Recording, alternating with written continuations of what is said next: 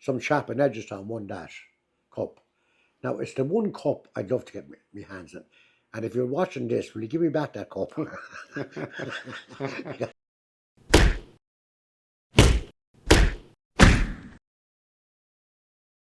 Welcome to Docscast. This is something different, but it is a boxing channel. So I have my father here who actually boxed, obviously since he was at a young age. I'm going to let him tell his story as we go on. Now, he'd probably like to talk about senior championships in Gaelic football, which he's won multiple ones, but we're not going to be talking about that. We're going to be talking about boxing because this is what this channel is about, is boxing. So this is my dad. His name is Bernard Doherty. He'd be well known around his own town here. And yeah, we're just going to get into it and just to hear how we got into boxing and how it went for him. So, right, Dad. Can you tell me a bit? Just tell us a bit about yourself and where you grew up. Well, when I started boxing, it was circumstantial how it happened, because when I was a kid in the school in Limerick, and there was a young lad called Joe McCarthy. I remember his name well, and I was me and him were fighting, and I remember the school kids all out in the yard, and myself and McCarthy were killing each other in the yard, and they were all cheering him on, they were cheering me on, and then there was a guard came on the scene called Dick Conroy, who broke up the row with me and Joe McCarthy, and there was no box club at the time, but Dick Conroy actually formed a box club after that incident. He came up to me and he said, you know, you have a good chance, you could make a good boxer, along with the other lads you were fighting with. So they formed a boxing club. It was called the Glyn Boxing Club. This was in Limerick, was it? In Limerick, yeah. And so we went into the boxing club in Limerick. Now, McCarthy was favoured more than I was, because I don't know why they said that, because when the Limerick Championships then came around, me and McCarthy were in the same weight. This is Joe McCarthy. We were in the same weight. Now, if I remember the Limerick Championships back in those days, there could be up to 12 boxers in that one weight at that time. And I was boxing Joe McCarthy. It was the only time I lost a fight in juvenile boxing was that fight with Joe McCarthy. And I tell you why I lost it, because the Christian brother Hayes, was over in the corner. He said, you're going to lose this fight, you have to lose this fight. He actually said to me, you have to lose this fight. And the Christian brothers were nasty people. But you have to lose this fight. We want McCarthy to enter the Limerick Championships. So I threw the fight. I actually threw the fight. I didn't box in the third round. And the referee came up to me and said, look, come on. You know me, he said to me, you're winning this fight by your mind. Why aren't you boxing? So I didn't throw a punch in the third round. And they gave McCarthy the win. Now, McCarthy didn't go any further than that, Limerick Championships. He was beaten. Was that? Okay, sorry, go ahead. That was Limerick Championship. And then, so I was out that year, and McCarthy lost as well. Was this your first year? First year boxing? That was in 65. Who was the man that got you into it, did you say? Dick Conroy. Dick Conroy, yeah. And it was a brother. Now, a lot of people didn't like him, but he was good to me. Brother Hayes, he was involved with the boxing, and Dick Conroy was the man, really, that started the whole thing. But, so there was myself and young McCarthy anyway. So he lost the Limerick Championships, and I was out that year, so I didn't box till 66. That's when, now remember, I threw that fight in the Limerick Championship, I threw that fight. I had no choice. Christian Brothers beat the shit out of you if you lost. No, I was only 13 at the time. So the following year came round, then the Limerick Championships, and I won the Limerick Championships that year. Was Tommy, this lad, McCarthy, yeah. Was he in it? He was in it, yeah. Was he boxing me? I'm not sure. I'm not sure. If he was, I would have bet him anyway. But there was that was the Limerick Championship. So there was a chap called Archie Moore. in Limerick, he was a great boxer. And there was two other guys then called Johnny Brown and Pa Brown. They were big names now. What club were they with? They were with Limerick. I was with Lynn Boxer, but they were with St. Munch's or St. Francis Boxer Club. Now, they were big names in the circuit, in the Irish circuit. Johnny Brown was, he used to come up with it. He'd thump his foot down the ground. You could sense, you literally knew when Johnny was going to throw a punch. He stabbed his foot in the ground before he threw a punch. But fortunately for him, he wasn't in my weight. I was a weight above him. So, he was a fabulous boxer though. And then his brother was Pa Brown. Now, Pa was the eldest of us all. Because we boxed the same together. Pa Brown was a couple of years older. He boxed for Ireland, Pa Brown. I think Johnny did too. But I went along anyway into won the Limerick Championships. And then we went to Munster Championships. I won the Munster Championships. Now, that was a big thing back in those days. You had to win nowadays it's all completely different. The county champions, like, say, Longford, for instance, just an example. If there was 3 clubs in Longford. Nowadays, they all just enter the Leinster Championships and fight out for the Leinster Championship. But back in my time, you had to fight out for the Limerick title first. And then you enter the Munster Championships as a Limerick champion. You know? Yeah. So I would have been the Limerick champion, the Munster Championship. And then, so I went along then. Johnny Brown was way before, and Pa Brown. He was a couple of years older than me. So I won the Munster Championships, yeah. And then we went up to the All Irelands in Dublin, the National Stadium. And there was so you were automatically in the semi-final at that time because you were Munster champion. So Munster, Leinster, Connacht, and Ulster, they were the 4 provinces. So the champion of each province fought each other. And in my case then, I won the semi-final. I can't remember the fella for in the semi-final. I won it easy enough. I remember winning in that fight. And then it came to the final then when I was fighting a guy called Jerry McCann of Portadown. And when I was in the dressing room getting ready for the fight, RT came in. RT. This is your first championship? The first championship, yeah. RT came in to interview me they said your fight is going to be televised live on RTE. This was 1966. And he asked me about what I'd taken my chances against Jerry McCann. Now, the only reason RTE were videoing that fight, or were showing that fight live on RTE, because McCann knocked out all his opponents in the first round. He was a great knockout specialist. I've seen him. He was dynamite with that. You didn't wear guards at that time, did you? Huh? You didn't wear head guards at that time? Okay. No, remember that there was a period at that time where...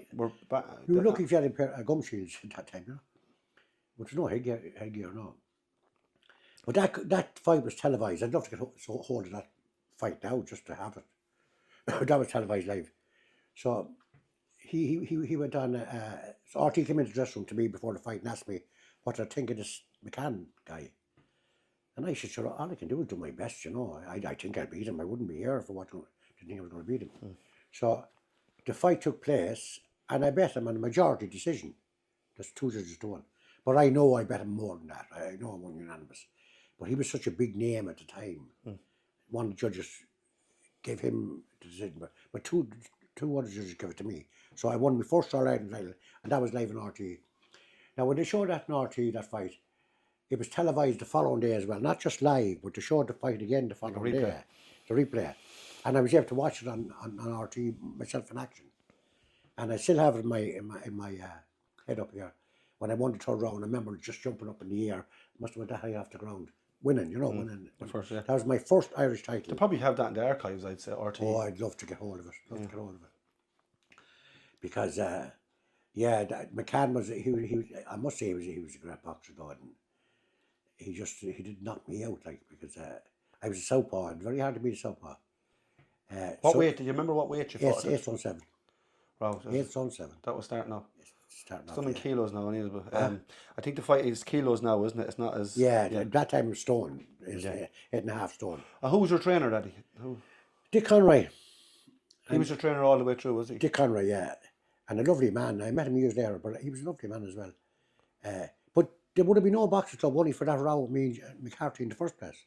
In the yard, in Lynn. Lynn was a rough spot. Maybe 200 kids in the school.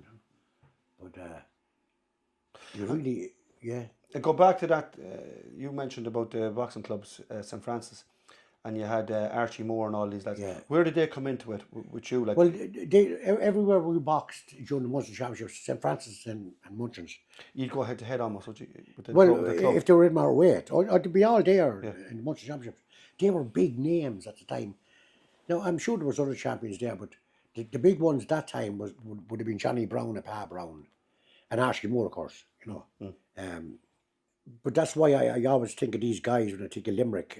I'm not sure were they with St. Francis or St. Munchins, but I know they were with one of the clubs, and they were big names at the time. So that year I won the All-Ireland title, yeah.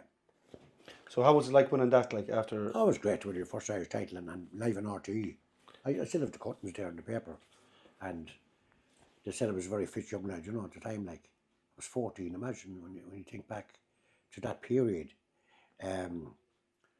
So I went, after winning the All-Ireland then, I boxed in I was in an awful lot of tournaments after that.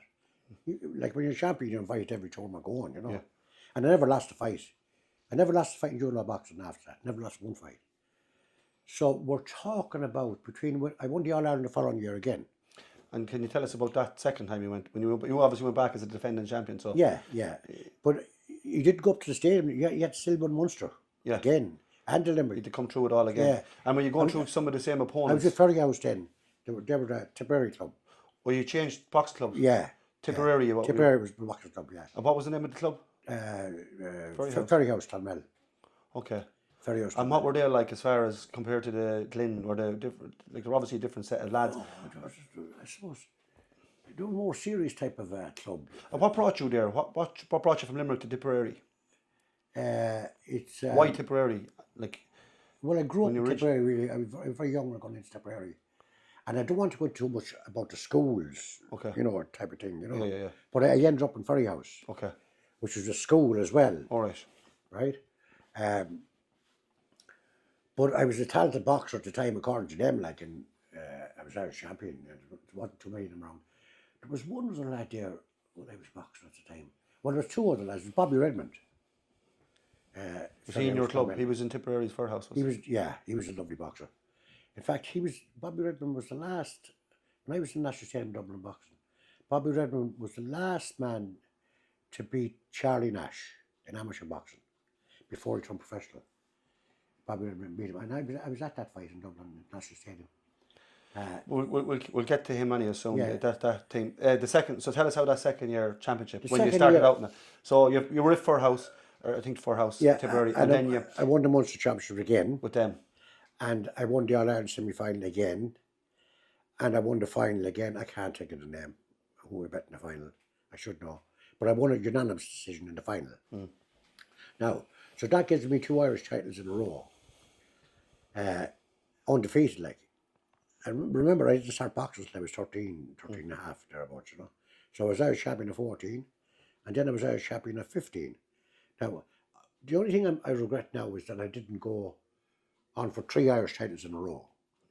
I was 15 then, because I joined the Irish Army, and you had to be 17 to join the Irish Army, and I was only 16, and I told them I was 17.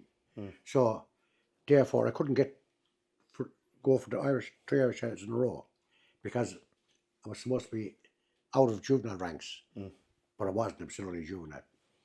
So when I was in the army then at that age, I won the army championships at 16, and I was only juvenile. And I boxed a fella. Would that be against Maine? Was that be Maine? Yeah. And I actually boxed, and I was only 16. I boxed a fella called O'Brien. He was Kilcullen Boxing Club. Now, what county? Kildare. Okay. Now, a lot of, like, when you go into the army as a boxer, you're automatically a novice, classed as a novice. Now, I thought that was very unfair, because you'd won 2 Irish. I was a couple of times Irish champion, and it was very unfair to a lad if I boxed me, say, for instance, not blow my trumpet, but I mean, how could a novice beat me? But that's the way the army, they were the rules of the army. I suppose there was one incident there. There was when I was in the barracks in the army. there was a guy, he was a big bully. He was a big bully in the room where we were all stationed in this cabin in Kildare. This was a real bully. But he entered the championships as well.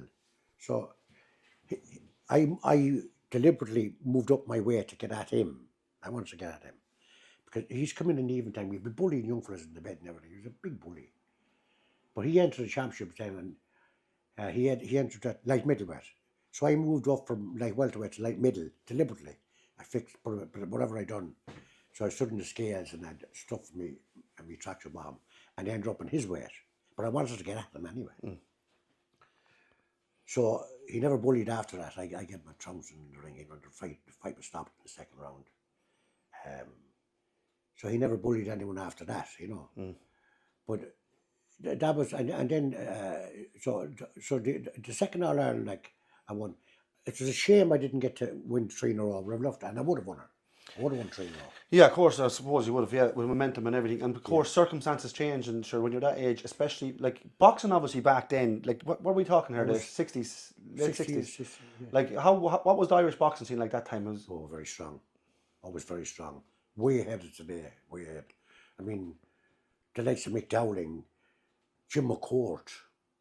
Jim McCourt won bronze in the Olympics or silver. And all these guys were class acts, and Charlie Nash, of course. And my favourite guy of them all was a guy called Ollie Byrne, who was an incredible boxer. There was a famous tournament down in the Park Hotel in Limerick, and I was picked. It was an international tournament, and all the top boxers were in action. There was Mick Dowling. Now these are all, anyone knows their boxing, looking at this, I will tell you the same.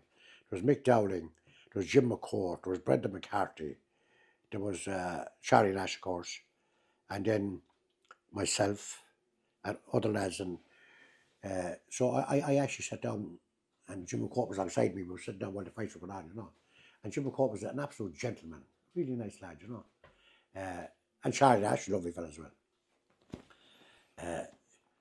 But Dowling was, at that stage, I think Dowling was about 6 times Irish champion, And it was him and another guy from Waterford, St. Paul's Club in Waterford,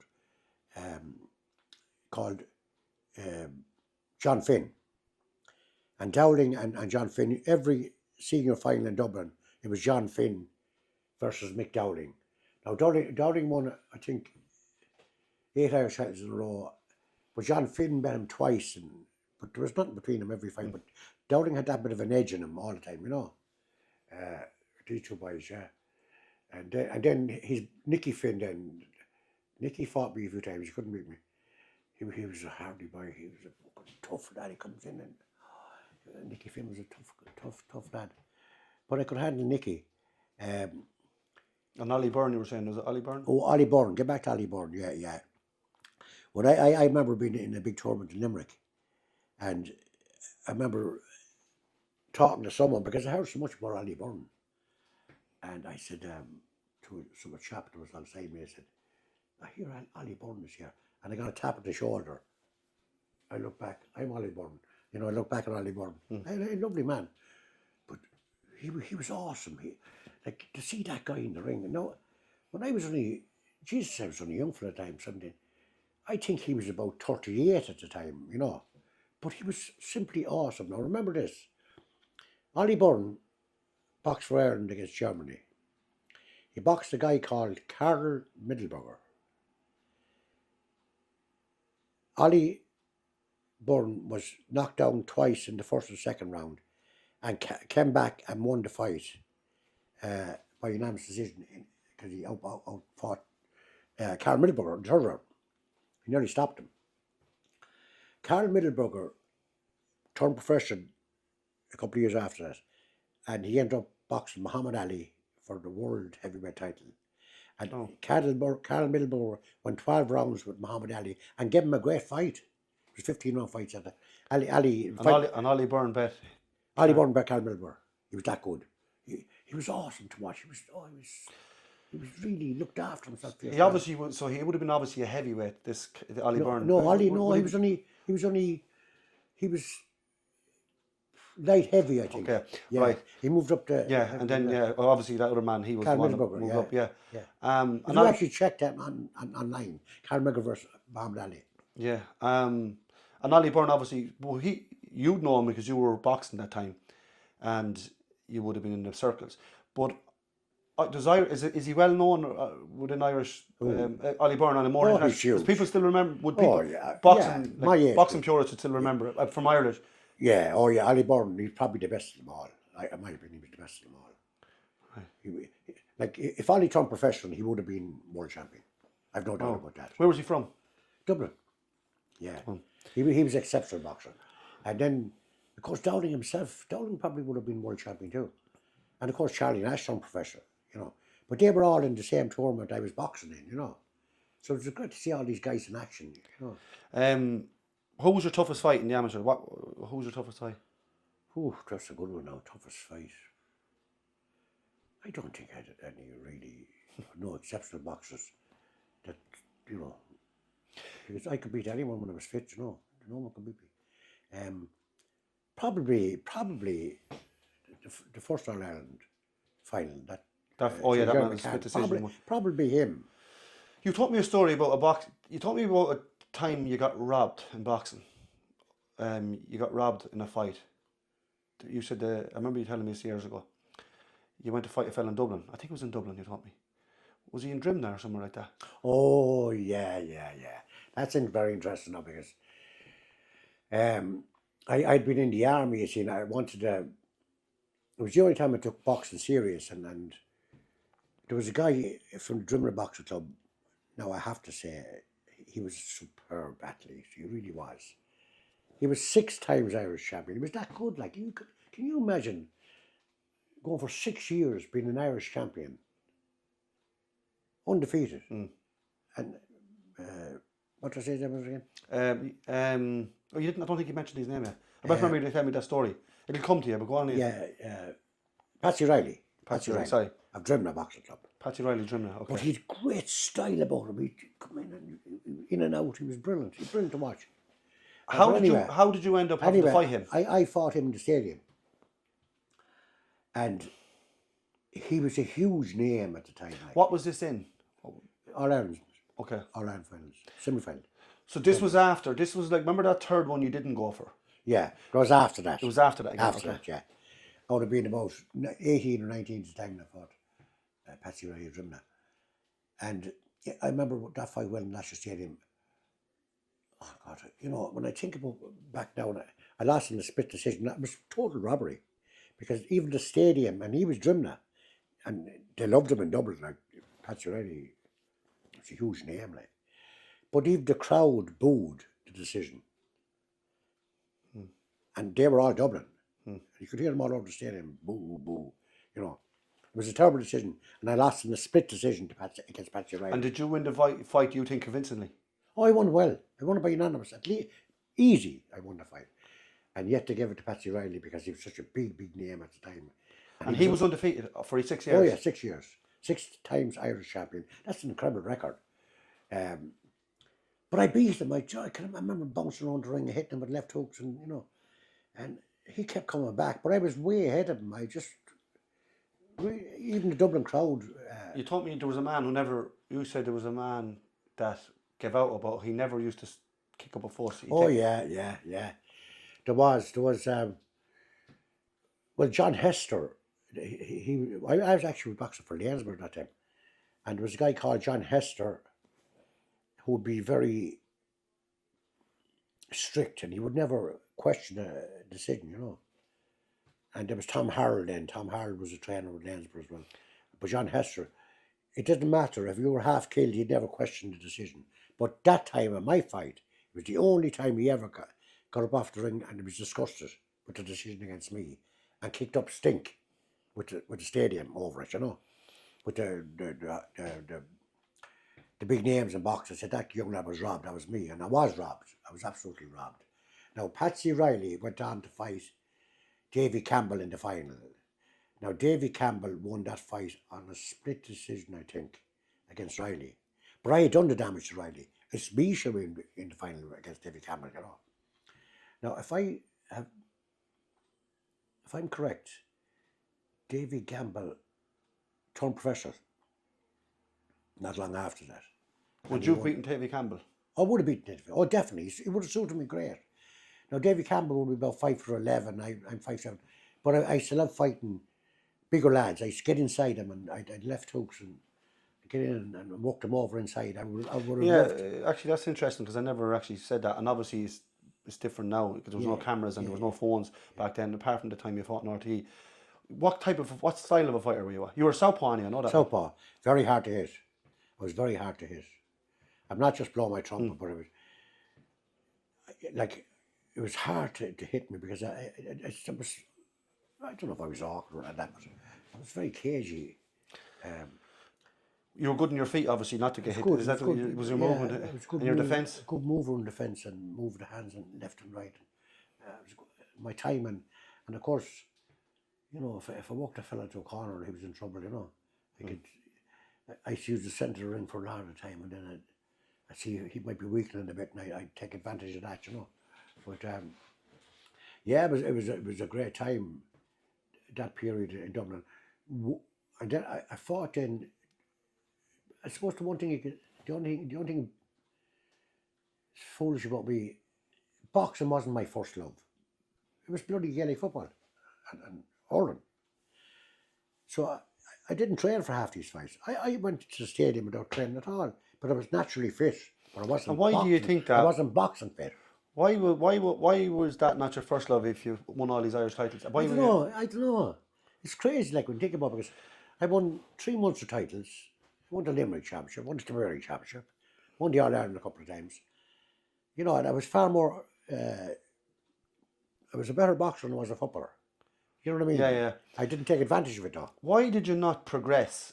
So obviously, I know it's different, and it's more nowadays. It's you have so much coverage, people can see and see how well you're doing, and probably there's more. You could make the right contacts now. Yeah. But back then, it was, why not progress to? Yeah, I'd say if I was in Dublin, I would have been pushed on. Really, if I was around today now, I'd be looked after for as well.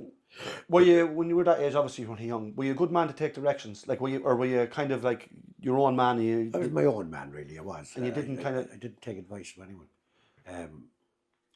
But at the same time, when I won a couple of our Ireland titles, someone out there should be looking at this fella's great potential. We look after him, and it never happened to me. And of course, I joined the army as well.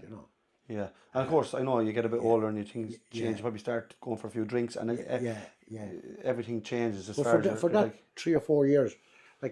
Remember, we're talking about juvenile boxing. Especially talking about 50 fights I had. I never lost one, Apart from the fella you think you robbed him. But he didn't beat me, I bet. Yeah. But I threw the fight. You count that as... That was the very first No, the fight. man in Drimnagh, I'm thinking. Oh, Patsy Riley. Oh, yeah. No, that wasn't juvenile. Oh, sorry. Okay. That was junior. Oh, I have you. Sorry. I was after winning the Munster junior. Yes. So this is the All-Irelands and seniors. Okay. In Dublin. I see. Patsy Riley. Yeah, because you never came back after that one. If you felt you bet Patsy Riley and you think you would have took Campbell, that should have told you I'll win the next year. No, I know. I was disgusted because the stadium were very bad to country clubs. They'd rob us, and they had done. Even when I trained Longford boxing, we went up to Dublin, and the Dublin judges were just totally against the country clubs. Never got the decisions. It was anyway close. They always gave it to the Dublin clubs. Yeah, that still goes on, doesn't it? All that still goes on. Yeah, it's probably hard for young lads, and especially nowadays, because I think younger people are a bit more.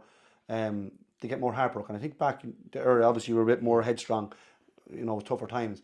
But now I feel sorry for young lads who lose decisions by bad judging because it can affect them to maybe stop boxing and just give it up. Oh, it did, yeah. I mean, I trained when I trained a lot for boxing up here for years. There was 2 great boxers in the stadium, and the 2 of them were robbed. Michael Kelly and Martin Thompson. I think Martin passed away a couple of years ago, but he was a beautiful boxer, Martin Thompson, and just robbed in the stadium. These guys were robbed by bad judging. Typical Dublin judges. Yeah. And it still goes on even today. No, bad judging goes on. But country clubs really found it hard get a title and to win a title and be acknowledged as the better boxer. Because it's all Dublin judges up there anyway, you know. But that was the way it was at the time. Like getting back to Patsy Riley, like he was from Drimna Boxing Club, like, but he was an exceptional boxer. I have to say. Yeah, I that. know. Even though I was better than him, doesn't mean I was a fantastic boxer, but I bet him. And But you'd have. Where did he ever go after winning 6 All Irelands? no, I don't think he ever recovered after that. When Campbell bet him in the final, I never heard from Patsy Riley again. I think the fight that he had with me, really, you know, I think that was the one. He never boxed really after that. He was top of the range. That lad should have boxed for Ireland, Patsy Riley, you know, that coach, you know. But yeah, I'd love to know what happened to these guys, you know.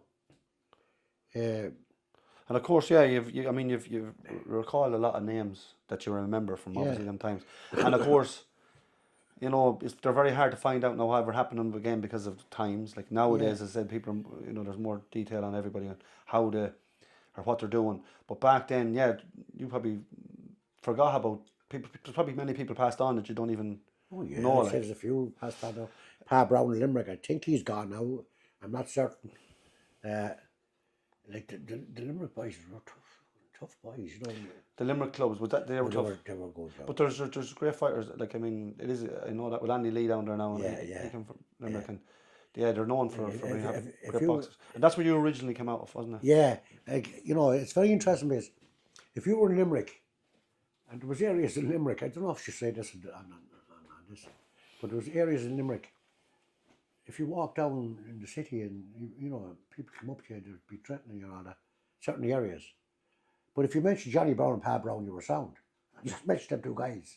Oh, you know Johnny Brown, Pa Brown. Yeah. They were big names, you know, and they were loved in Limerick. What did they fight? What you never fought them? Obviously no, I didn't. They were different weights to me. Yeah. But they were big names down in. They were big names, so they were big. Oh yeah, Johnny and Pa Brown. Yeah. When you mention Limerick, you mention them guys, you know. Pa Brown, Johnny Brown, yeah. And then, of course, Archie Moore, he was a big name. Yeah. Now, his mother, and I didn't know for years afterwards, his mother was on the committee in Dublin, Archie Moore's mother. And I was boxing away in the stadium, I never even knew that she was Archie's mother. She was on the IABA panel in Dublin, you know, Archie Moore's mother, you know. And one day I was in the dressing room and said, that woman, who's she? Well, that's Mrs. Moore. Do you remember Archie Moore from Limerick? That's the mother. She just said, that's unbelievable. You know, and the years, I never knew she was involved. She was big into boxing, you know. You told us a funny story before about a trophy you won. Ah, yeah. That trophy was in the Park Hotel in Limerick. Was this obviously it was a boxing tournament? Oh, it was a boxing tournament, big boxing tournament, yeah. And it was an international tournament actually. And I was boxing that, yeah, and all the big names were there. As I said before, Jim McCord, Mick Dowling, Brendan McCarthy, Ollie Burton, they were all huge names there in Limerick. So I fought, I can't think of his name now. He was an Irish champion as well. I fought him and beat him. And I got this lovely trophy. Oh, that's a lovely, beautiful cup. And over the years, like when you boxed back in those days, you got all cups. Like if you won titles, you got certificates. You know, certificate. Like I should have this place plastered with all Ireland titles, Munster titles, Limerick titles, and certificates. I haven't won. You know. But if I go to the stadium and read the book and see the titles I won. So I was down at Paddy Donovan's having a pint one day, and they were having a dash tournament, and they wanted to give a prize to the winner, something decent, you know. And I said to Paddy Donovan at the time, he owns the place, I had a few pints to me. I said, well, I actually have a lovely trophy. If you wanted to enter that, so I brought it down. I couldn't believe it. A beautiful cup that size. And that was the first prize for the dash tournament. And I heard afterwards, I wasn't down there when the tournament was taking place, but some chap in Edgerton won that cup. Now, it's the one cup I'd love to get my hands on. And if you're watching this, will you give me back that cup? It's the one cup I'd love to get back. Why did you give it up? Why did you give the cup up? Just didn't So care. I didn't care about trophies. I really didn't. But you know what? There is people like that. I didn't give a hoot. I mean, I should have just been just. There's other people like that win far less than I won, and their place is. Yeah, no, I won loads of trophies playing football, and I actually threw them into the bin. I actually remember throwing them into the bin. Yeah. There's no interest in them. And I mean, They're medals. When I remember getting the All Ireland title certificate, beautiful cert, like framed and all from the stadium, you know. But it's a thing I might look into actually, and go and I can get copies done for me. I can get them done. Yeah. So, why did you? So, obviously, you went to the army, and then why did you not give it all up? Obviously, you were still active, and you would have done a bit of boxing. There was a transition. Obviously, you got married to Mam. Obviously, yeah. And then football. And then you got into football and stuff. Yeah. You'd really have to be tuned in. It is a lifestyle, isn't it? You have to kind of live it. Yeah, you have to train all the time, and that's the thing. I think not just for boxing, but for any sport. I think when young lads hit 17 or 18, you know, on peer pressure, they're all out. They end up wanting to drink, and then nowadays it's drugs, and they've no interest in staying, looking after themselves. Like because I've seen some people that they just dwindle into bad states, like, and they're beaten already. In their 30s, they're beaten. So when I was in Longford, when I was with Lanesborough, you wouldn't believe how good Lanesborough were at the time. Like they were a huge. That's what I was going to ask you about that. Actually, I know you done a lot of coaching too, didn't you? You did a lot. You ran a few clubs. You was there. You ran a club in Lanesborough, was it? No, in Longford there. All right. Did you do something in Lanesborough? You mentioned. Oh yeah, well, I was out to regular sparring with the boys. I was in the Lanesborough club for a couple of years. Right. But they had a great club. But when I think of Lanesborough at the time, like you had Pat McCormack, who was Irish champion, great boxer. I think he boxed for Ireland, Pat McCormack. Lovely lad. I was up to stadium when he won that title. And then there was a guy called Johnny Farrell, who was Irish champion as well, a fabulous boxer. And then his brother Matthew. Are these lads still around? They're Longford men, obviously. They're Lanesborough. Lanesborough would be a lot stronger than Longford, wouldn't it? But you see, there was no club in Longford at the time, so they all, you know, Johnny Farrell and Matthew would have been from Teffia. Okay. So both of them were champions, Matthew and Johnny Farrell were champions, and Paddy McCormack was a great fighter as well. Who else that time now? When I'm thinking back to it. But there's such, and like clubs used to visit us from all over Ireland just for a spar, you know. Yeah, you mentioned a man as well, Harold. Tom Harold. Tom Harold. Tom. But he helped you. Was he doing? Tom was a great character. Tom Harold. Yeah. Tom, when you walked into the club, say where I'm dressed now, and if you never saw you before, like, he said, "Will you box tonight?" I said, "Yeah." So he just looked at your weight. He guessed your weight, right? He said, "You'll be sparring him now in 20 minutes, you know." Now, your man might have looked the same way. When you're togged out, it's a different ballgame. So I often got into the ring with fighting fellas 2 stone heavier than me, you know. Yeah. And Tom Harley's put into the ring. Remember well, yeah. There was a man out there who used to teach me Tynan. Eamon Tynan. Eamon Tynan. He loved the boxing as well. He loved the boxing. He taught me. Yeah. He didn't know I was your son until I'd said 3, because not I did 5 years in school, but till really late in, because I'd have fallen out with him one day. Yeah. After 2 or 3 years, and had just fallen out with him whenever, you know. So again, I was a bit hard headed myself, but then he found out I was your son, and he just changed his tune. Yeah. It was gas, like yeah. Just know. And then he was telling me about you and about the boxing. He trained Kilo boxing club for years. Right. And Kilo had a boxing club, had it? Yeah. There was a lot of clubs back in Longford back in the day. Of course, you'd Lanesborough, and then you'd Longford. And why did but obviously Longford did eventually, because you were in you ran the Longford golf or Longford boxing club, didn't you? For years, yeah. And then I remember you actually took years out and you came back then years later. Yeah. Your later years doing the boxing club. Yeah. How was the Longford boxing club? What was it like? There's some great boxers, but the facilities were very poor. Like we hadn't got like I was coaching a lot of them, but we're doing an awful lot of work on my own. You can't do it on your own. You need all the help you can get. I think eventually I just got tired of training the guys. I was doing it 6 nights a week. I was literally, you know, um, and I wasn't getting the help. So I quit in the end. I just stopped, and Longford boxing them closed down for good then, you know. But there's some great lads went through my hands, like. But again, but Longford, as you said, like these clubs had talent. But again, as you said, if you haven't got everything in place, probably extra coaches and Yeah, facilities, obviously, and then I know, and money as well is a big thing. Like, yeah, oh, big thing, yeah, yeah. it's just, And of it's course, it's a huge thing, commitment, you know. Because I remember boxing in the stadium, and there was a fella from Balhadreen. Well, there was two of them actually. There was Terry Casey, boxed for Ireland, and then there was Sean McGarry. Now McGarry and me were in the same way, but he was dynamite, you know.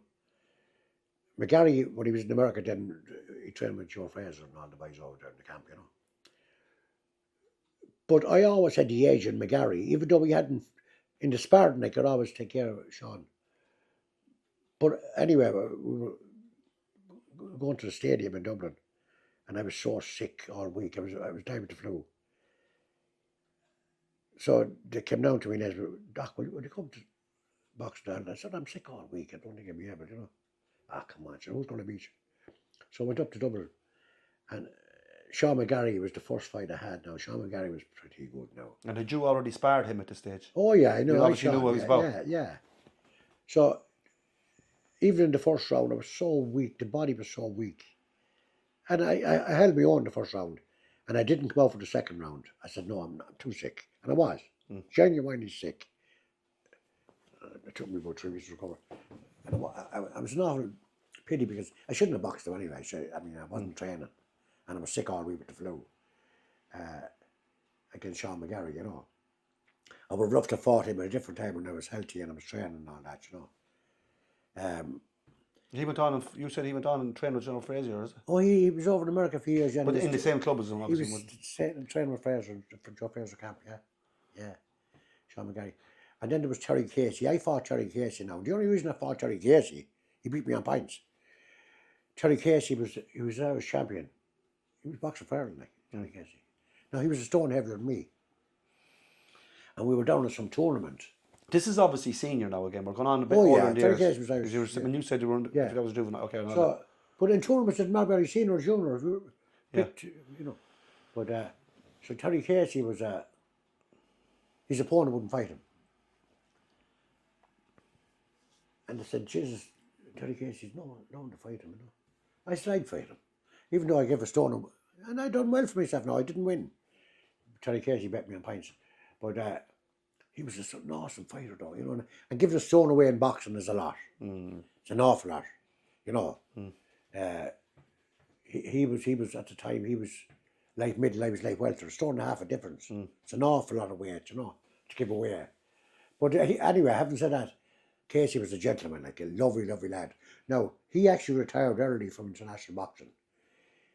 Him and Eddie Hendricks, he was a great boxer with Eddie Hendricks. But Casey bet him several times, Hendricks. And the Irish team picked Hendricks ahead of Terry Casey to represent Ireland. And Casey never boxed again after Terry Casey. Gave up boxing altogether. That, you know, that's a typical Irish, what they'll do. Yeah. And Casey was after beating Hendricks several times. Jesus, yeah. Yeah. And he couldn't beat, and yet they picked him ahead of Terry Casey, you know. Yeah. But they were great, overall they were great days, but I always thought Dublin had the advantage over country clubs, you know. Well, they would have probably had the facilities for one on you, definitely. And then, They would have been, like, all those Dublin clubs, Trimble and all them boys, you know. Yeah, I They'd can be training imagine. 5 or 6 nights a week, you know. But in terms of when I would say Dublin had an advantage in the stadium, because they were all dubs. They were given the nod every time it was a close decision against a country club, like Lanesborough. Yeah, when know. you were bringing up lads. Yeah, yeah. But like, Obviously, I'll finish it up here in a minute. Obviously, I mean, you obviously had a great boxing career at that age. you obviously in another day, another time, you could have went on and progressed, and along with your dedication if you had it. Oh, I definitely would have. Yeah. What, like, because you obviously lived it, and I don't think you've any regrets, because I mean, but, but life is life. But what kind of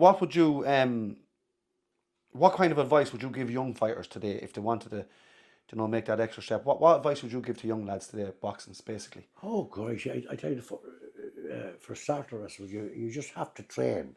If you don't train, you can't win. Simple as that.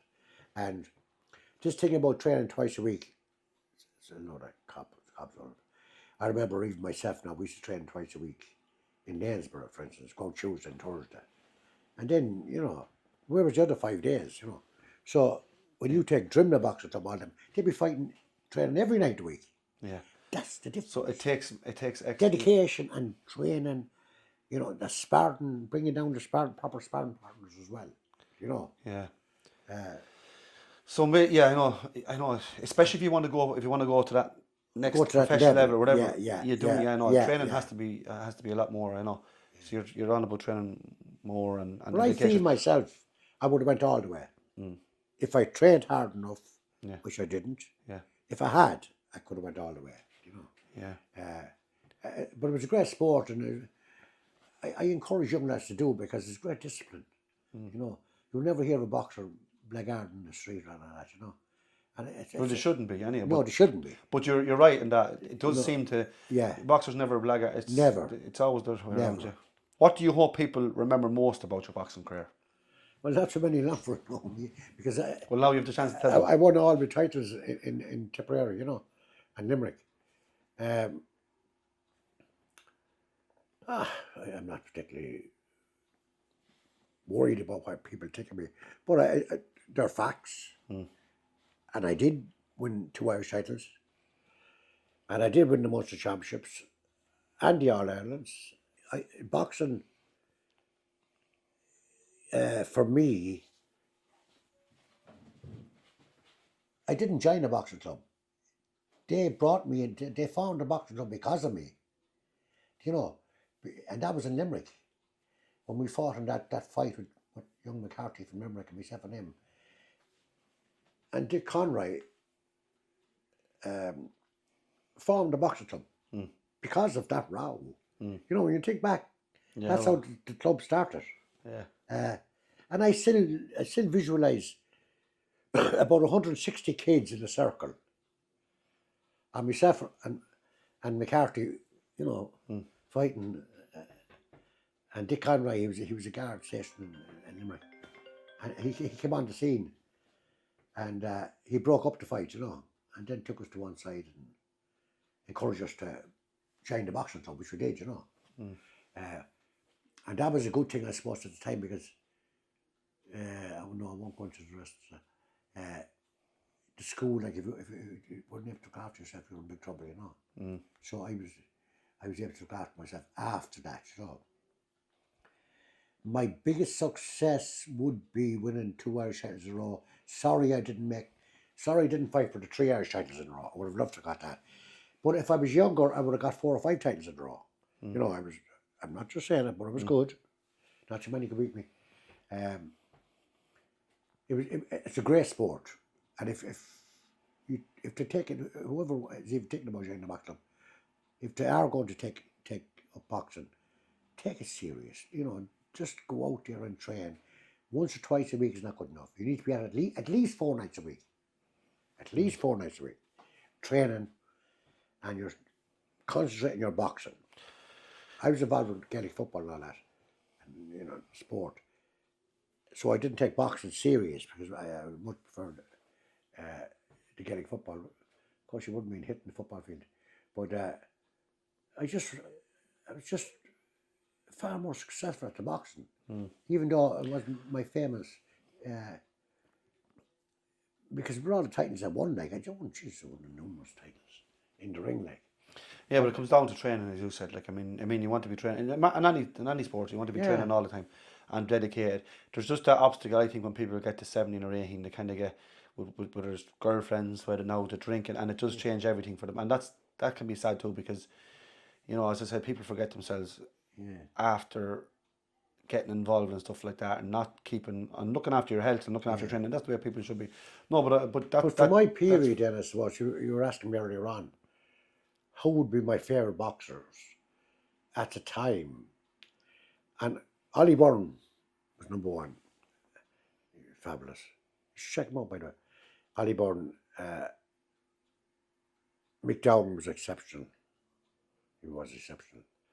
John Finn, Waterford. What's it? Ollie Byrne, John Finn, Mick Dowden, Jim McCourt. A beautiful boxer and a gentleman. You know, I spoke with these guys. I mean, I was sitting down in the dressing room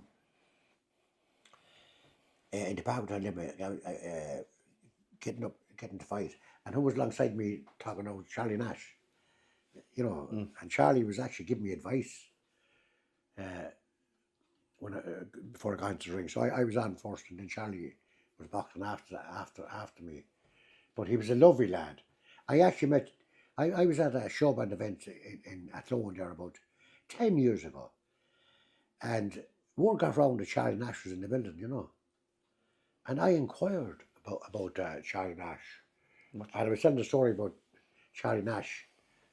And someone went up to Charlie Nash. There's a chap down here, he boxed in Dublin years ago. And who came up to me, Charlie Nash, came straight over to me. How are you, he said. And I said, Jesus, Charlie, how are you? And we had a picture taken. I have actually a picture of me and him together. And I said, Charlie, do you remember, I'd actually forgotten what year it was when we fought in Limerick, in the park in Limerick. He said, it was 1971. I remember well, he said. It's gas, isn't it? And, you know, you meet individually, and he was a gentleman, absolute gentleman. You have good memories anyway on boxing. So anyways, look, you know, you obviously had a very, very good boxing career. I mean, you have no regrets either. I know life takes over at a certain stage.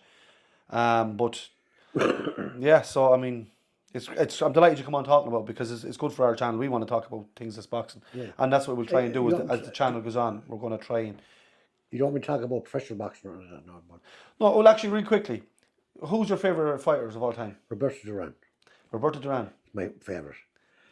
He was a great, brilliant, yeah. And of course, Roberto Durán, like he won several different weights, and he was a supreme fighter, you know. A lot of people will say Sugar Ray because obviously the no-mask thing, but some people think Leonard was better. No, he wasn't. No way. I think. I mean, they fought. Of course, he fought Durán the wrong way, and he mixed with Durán. He was in big trouble then, you know. But the second time they fought, remember, Durán quit in the fifth round. Yeah. He was disgusted with the other one for running. Yeah, I know. He wouldn't fight him. But could someone argue that that's boxing? That's boxing, yeah. But he probably didn't live the lifestyle either, isn't he, Durán? He was a bit wild. Even that second fight, I think, for no-mask, I think that he lost crazy weight. I think he could have lost 2 stone in a couple of weeks. Yeah, crazy. I remember reading something about, and then there was all different stories about the fact that Durán, yeah, it was seemingly that he was put up to it, and it was madness. But he went from lightweight right up to fucking middleweight. Yeah, he was crazy. Yeah, you know, he was. To be honest, again, I know because I do talk to people about boxing, and obviously it was what Durán, and some people, Leonard was better than that. But then I do see a lot of people say that Durán is the best of all time. They love Durán as boxing. Pound, yeah. He won 5 different weight divisions, you know. Yeah, and obviously Ali, you loved Ali too. Ali was a great fighter. Yeah, I think Ali lost 3 years, and now I often thought, well, who was the best heavyweight I ever seen, and over the years I've seen great fighters in my time, like. No, Tyson was awesome. No, I was thinking the other day to myself, a fit Tyson when he was 20. If you look at Tyson's fight, he was an absolute animal in the ring. Absolute. Ali, if he fought Tyson and both of them were in their prime, Ali would have to run for 15 rounds. He would no way could mix it with Tyson. So he'd have to do rope-a-dope, whatever he wants to do, and just keep him out, because Durán, you know. Yeah, I see a lot of people the argument, and I get it sometimes, that they say that Tyson didn't fight anyone, but look, you know, when he was 20. But Ali had a tougher period of people, tougher boxers. No, but having said that now, if you ask me to pick the top man, I would go Muhammad Ali as the best of them all. Remember, he was 3 years. Yeah, that's right. He lost 3 years. from He boxing. came back a different fighter, didn't he? Yeah. Do you remember? I know we're supposed to finish this up, but we are finishing up. You remember you telling me about a boxer years ago, and I heard it from another man, that they reckon there was a top. No, but again, that's easy to say because he didn't go out and fight. Do you remember a fighter, and I've heard about, that they reckon would it every bit as good as Ali, and he was a Cuban. Yeah. Terry Stevenson or something name like that. We'll get the name. Obviously, we can't. He won 3 Olympics. He won Olympics. They won reckon 3 times. They reckon he. Now again, talk is cheap, and of course he was a fighter, but he never went pro. They reckon he would have beaten Ali. Now I don't want to say. I hate saying that either. What I'm saying is people would have put him. If anyone was going to beat him, he would have beat him. Yeah, he was exceptional. Did you ever see him? I remember at the time years ago you telling me and looking for stuff on him. He was Cuban. And yeah, but I didn't watch enough of him lately. I went back to look at him, but and he was offered to go pro, and he wouldn't because the Cubans don't turn pro. Yeah. He was exceptional talent. Imagine he won 3 Olympics. That's over 12 years. Yeah, and again, well, a lot of people would know his name. Like we're still trying to struggle. Telly Steve. But my point is, look how if people rate him to be able to fight Ali, they'd be good enough to fight Ali, and yet no one knows his name. Well, not many people know his name. Yeah, because he never turned pro. Yeah, and he was offered millions to turn pro, and even the Cuban government don't have their boxers don't box professional boxing. Yeah.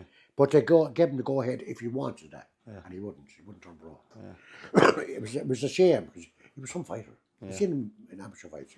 He was huge man, but very skillful. Now, if anyone was going to beat Ali, he would have done it. Yeah, well, look, I suppose it's a discussion for another day. Yeah. But I think we leave it there. It's good to get talking and hear this and actually document it because he'd be telling me for years all different stories, and it's nice to have it, I guess for this channel. Yeah. Yeah, thanks for tuning in, everybody. And we'll be back again with our own thing, myself and Mick. And yeah, thanks very much for tuning in, and we'll be talking to you soon.